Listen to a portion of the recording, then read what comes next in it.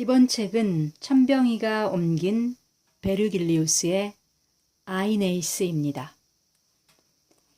이 책 뒤에 작가 천병희의 설명에 따르면요, 아이네이스는 베르길리우스가 완성을 하지 못하고 숨을 거두어서 사후에 아우구스투스의 명령으로 바리우스와 투카가 정리해서 올렸다고 합니다.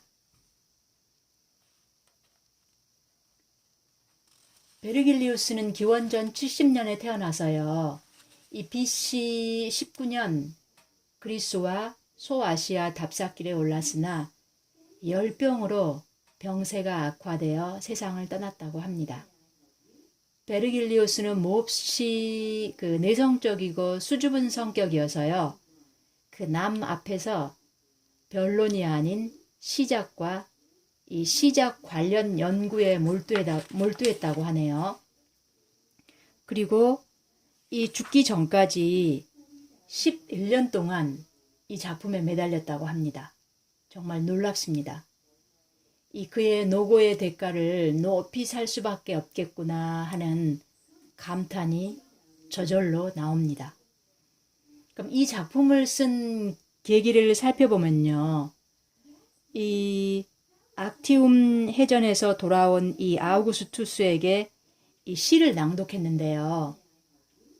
그때 이 마이케나스로부터 로마를 찬미하는 이 민족 서사시를 써보라는 그런 권유를 받고 고민 끝에 이 아이네이스 신화와 전설을 택해서 위대한 제국의 탄생 서사시를 쓰기 시작했다고 합니다. 이런 작가의 다짐과 고민을 대하면서요, 저는 우리의 일연의 삼국유사, 김부식의 삼국사기, 이런 우리의 건국 신화 또한 이 비슷한 맥락에서 쓰여졌겠구나 하는 생각이 듭니다. 이런 작업이 있었기에 우리 후손들이 단군 신화를 꾸준히 공부하듯이 이 베르길리우스의 아이네이스가 학교 교재로 널리 사용되고 있다고 합니다. 이 베르길리우스는 이 로마인들의 사랑과 이 전 세계인들의 찬사를 지금도 마음껏 누리고 있는 것이 바로 잘 간직하고 이렇게 읽혀온 이 고전 한 권이라는 이 책 한 권이라는 이 힘이라고 생각하면 놀랍기 짝이 없습니다. 그리고 부럽습니다. 이 베르길리우스는 살아서도 사후에도 큰 명성을 누렸고요. 또한 이 그의 작품, 그 작품 속에 여러 편들이 비슷하게 나중에 단테는 신곡에서 이 베르길리우스를 지옥에서 천국 문 앞까지 자신을 안내해주는 가이드로 선택할 만큼 존경했다고 합니다. 그가 천국에 들어가지 못하는 이유는 예수 탄생 이전 사람이기 때문입니다. 베르길리우스는요, 이 아이네이스를 로마 제국의 창시자로 선택해서 이 책의 출발점으로 삼아서 기원전 31년 이 악티움 해전에서 승리를 거둔 이 아우구스투스에서 완성이 된다는 그런 맥락으로 끌고 갑니다. 이러한 과정들은 또 나중에 볼카누스가 이 헤파이토스요, 이 볼카누스가 아이네아스를 위하여 만들어준 방패에서 이 아우구스투스의 활약상을 비롯해 미래 로마 역사를 보여줍니다. 그때 100년 가까이 끌고 온 전쟁을 종식시킨 그때 황제 아우구스투스를 지켜 세워주는 매너를 지켰으니까 작가 자신은 비록 사후에 불태워버리라는 그런 유언을 남겼지만 아우구스투스는 이 위대한 민족 서사시가 자신을 빛내주는 보물이었겠다. 그래서 이걸 소중히 간직했겠구나 하는 추측이 들기도 합니다. 여기에서 잠깐요, 이 아우구스투스를 한번 살펴보면요, 이 시오노 나나미의 이 로마인 육권에서요, 여기서 살펴보면요, BC 27년 당시에 많은 로마인들이 공화정 복귀를 경축한 해였고요. 그리고 그때 옥타비아누스의 정식 명칭이요, 임페라토르 율리우스 카이사르 아우구스투스. 긴 이름이죠. 이 이름 속에 역사와 가문이 그대로 보입니다. 이 율리우스는요, 아이네아스의 아들 이울루스까지 거슬러 올라가는 거고요. 그리고 카이사르가 그를 양자로 삼았었고, 그때 17세밖에 안 되는 그를 후계자로 삼았었습니다. 그리고 아우구스투스는 이 옥타비아누스가 직접 고른 존칭입니다. 여기서 시오노 나나미에 너무 표현이 재미있어서요. 이 아우구스투스는요, 재미있는 표현이 있는데요. 보기 드문 미남이었고요. 그래서 이 우락부락한 용모를 가진 이 안토니우스가 카이사르가 이 17세 아우구스투스를 후계자로 지명한 것이 그가 미소년이었기 때문이라고 험담했을 정도래요. 자, 그리고요, 그의 소년 시절의 미모는 30대에 들어선 뒤에도 시들지 않았고요. 시들기는커녕 30대 시절의 모습이 오히려 남자다운 매력을 더욱 느끼게 했대요.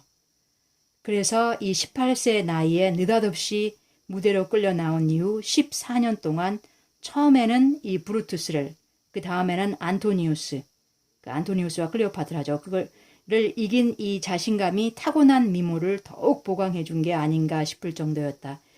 이렇게 이미지 작전에서 설명을 해주고 있어요. 자, 이렇게요.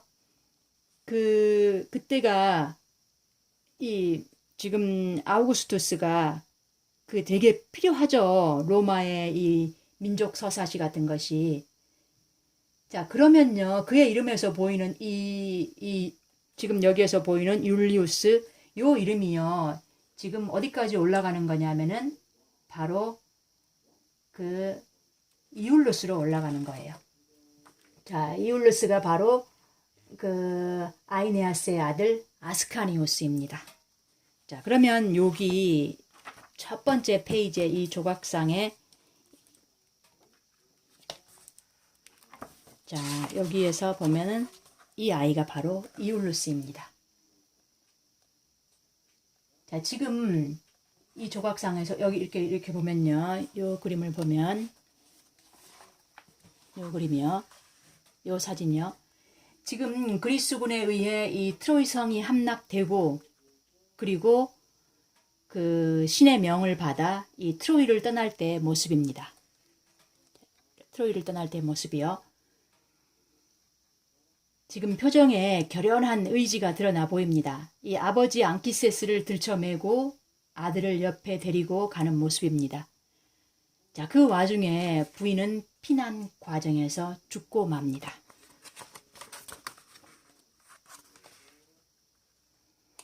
자, 아버지 앙키세스는요, 지금 아이네이스의 아버지, 이 앙키세스, 이 아버지는 트로이 왕족이었는데요.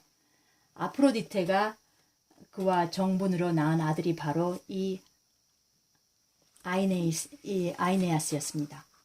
트로이 성이 불타고 그리스군에 의해 이 처참하게 무너질 때, 이때 애를 태우며 슬퍼하는 이 베누스 아프로디테에게 요피테르 제우스가요, 이 베누스에게 그 아들 트로이아 백성들의 운명의 두루마리를 펼쳐 보여줍니다. 그 내용을 한번 보면요. 이 두루마리의 내용은요, 그의 아들 이 고매한 이 아이네아스는 하늘의 별들에게 올려질 것이고, 이탈리아에서 큰 전쟁을 치르고 아이네아스는 거만한 부족을 제압하고 라티움에서 3번의 여름, 즉 3년 동안 통치하는 그를 보게 될 것이고요. 그리고 그의 아들 아스카니우스가 라비니움으로 도읍을 옮겨 알바룬가의 성벽을 쌓게 되고 그 후 여왕이자 여사제 이 일리아가 마르스에 의해 쌍둥이 아들을 낳게 되고 로물루스가 가계를 이어 백성들은 제 이름에 따라 로마인들이라 부르게 되리라. 즉 로마를 세우게 된다는 이런 내용이었습니다. 자, 그러면 그리스군을 도와 그 트로이아를 멸망시키기를 바라는 이 헤라, 유노는 이것을 받아들일 수가 없었습니다. 제우스의 계획인지라 막을 수는 없지만 그대로 두고 볼 수는 없는 거죠. 그래서 온갖 시련을 내려 방해하는 것입니다. 이 오디세이아에서 보면 이 오디세우스가 10년 만에 고향 이타키에 돌아가지만 포세이돈의 방해로 모든 군사를 잃고 고난을 겪으면서 이 홀로 아프게 돌아가는 그런 것과 비슷한 것이 떠오릅니다. 자, 이와 같이요, 이 베르길리오스는 이 호메로스의 일리아스와 이 오디세이아의 틀을 이렇게 따랐다는 걸 볼 수가 있는데요. 이 책 그 전반부, 이 책은 총 12권으로 이루어졌거든요. 그럼 그 전반부 1권에서 6권까지는요, 이 트로이아를 떠나 시련을 겪으며 이 헤매이는, 그 지중해 쪽에서 그 헤매이는 그러한 그 부분이고요. 그리고 그 뒷부분 7권에서 그러니까 12권까지는 그러니까 일리아스의 전통을 수용해서요. 그 이탈리아 토착민들과 험난하고 피비린내 나는 이 전쟁을 치러서 이 로마를 건국하는 그런 틀을 따랐습니다. 자, 그러면 그 첫 번째 그 디도의 사랑 부분에서는요. 그 오디세우스에서 그 칼립소와의 스토리가 생각이 나더라고요, 저는. 근데 그 디도의 자, 사랑 그 부분을 보면요. 여기 그림에도 나와 있는데요. 여기 처음에 요 부분에 요 그림이요. 여기에 지금 이게 디도, 여왕 디도거든요. 자, 이렇게 이 첫 만남에서부터요. 이 베누스는 아들 큐피트를 시켜서 이 디도의 가슴에 사랑의 불꽃을 피워요. 여기가 큐피트가 얘가 그 아이네아스의 아들로 변신해서 나타나. 얘가 지금 그러니까 신하고 그러니까 여신과 짠 거죠. 서로 짜고 제일 먼저 이 디도의 가슴에 사랑의 불꽃을 피우는 거예요. 그러니까 그리고 지금 여기 있는 게 아이네아스요. 아이네아스도 최고로 아름답게 보이게 해서요. 지금 디도 앞에서 지금 이게 첫 만남의 장면인데 이때부터 그러니까 아프로디테가 이 아프로디테의 모정이었겠지만 자기 아들이 좀 편하게 여기에서 뭔가 구원을 좀 얻고 지원병도 좀 얻고 이래서 편하게 쉬다가 좀 갔으면 하는 그런 마음이에요. 근데 이럴 때요. 여기에서 또 유노는 어떻게 생각하냐면요. 유노는 이때 뭔가 여기에 안착을 시키자. 그러니까 지금 이 아프로디테와 그리고 유노가 이 계획에 같이 합의를 봐요. 자, 그러니까 여기서는 그 다음 이 유노가 그 동굴신까지 계획해서 이 디도는 사실상 신들의 계책에서 벗어날 수 없는 그 사랑의 덫에 걸려버린 거예요. 이 디도와 이 아이네아스를 묶으려 하는 이 유노의 이 계획하고요. 그 다음에 이 고생한 아들이 이 카르타고에서 이 디도 여왕의 보살핌을 받아 조금이라도 안락함을 주고 싶어하는 이 베누스의 모정, 이게 각자 꿍꿍이를 가지고 합의를 본 것입니다. 자, 그 부분에 이제 내용을 좀 보면요. 자, 이렇게 해서, 그러니까 차라리 결혼 계약을 통해 이 항구적인 평화를 추구하여 이 트로이아 백성들을 이곳에 영원히 안주시켜버리는 이 유노가 날이 밝자마자 그 우박이 섞인 이 시커먼 비를 내리쏟고 온 하늘을 이 천둥 소리로 뒤흔들어 놓아서 이 지금 이 디도와 이 트로이아의 지도자를 같은 동굴로 피신시켜서요. 서로 교합하게 만들어서요. 그 지속적인 결혼으로 그들을 결합시키자고 단단히 합의를 본 것입니다. 그럼 베누스는요. 이 유노의 계략을 꿰뚫어보고 이 모든 것이 이 이탈리아 왕국을 이 리비아 해안으로 돌리기 위한 핑계에 불과하다는 것을 알아차리지만 어떻게 이 신들의 여왕인 이 유노의 이 제안을 거절하고 이 감히 유노와 전쟁을 하려 할 만큼 정신 나간 사람이 어디 있겠냐 이러면서요. 지금 디도와 이 아이네아스의 사랑을 서로 이 두 여신이 모의를 하는 것입니다. 자, 그러나 그 디도의 왕국에 이 안주하려는 그를 그 메르쿠리우스가 찾아와 그의 과업을 일깨워 주고요. 그는 다시 떠나고 디도는 절망감에 이기지 못하고 자살을 하고 맙니다. 자, 여기서 신들이 모색한 이 계책 아래에서 살아남을 수 있는 인간은 없구나 하는 생각에 이 인간의 비극적이고 이 허약한 한계, 이 한계가 정말 절실히 느껴졌습니다. 자, 이렇게요. 저기 오디세우스의 부분을 많이 생각나게 해줘요. 그리고요. 그 다음에 보면 앙키세스 사후 그 1주년을 추도하는 그 장례식 경기가 있거든요. 거기에서는요. 그 아킬레우스가 친구 그 파트로클로스의 장례식 경기를 치르던 그 장면이 떠오르고요. 그리고 또 그 다음 그 저승으로 앙키세스를 만나러 가는 데에서는 그 키르케가 순풍을 보내주어서 저승으로 가서 그 자신의 운명을 듣고 오는 이 오디세우스를 생각하게 해줘서요.